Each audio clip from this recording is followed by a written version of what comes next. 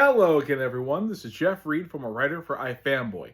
How do you go about pronouncing this little guy's name right here? I mean, here it is spelled out. It's got one vowel, 7 consonants, and there's absolutely nothing else like it in the English language. So to make a run at making a pronunciation guess is tricky. So that didn't matter to the original creators. Jerry Siegel and Joe Shuster created this guy as well back in the pages of Superman Volume 1, number 30 in 1944. And it was there that this little imp from the fifth dimension showed up to cause havoc with Superman. He had magic powers. He had the ability to change things just by thinking about them and pointing at them.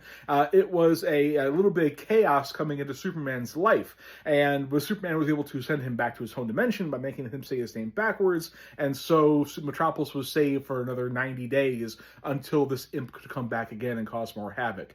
It didn't matter how to say his name because he existed only on paper. The characters on paper were saying his name. The readers and the editors and writers weren't, so it didn't matter.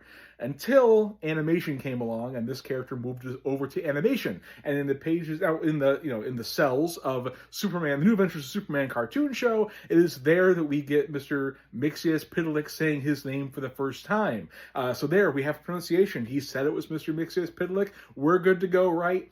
Not so fast, because in the Super Friends cartoon, which came afterwards, he, of course, was Mr. Mxyzptlk, which is different than Mr. Mxyzptlk.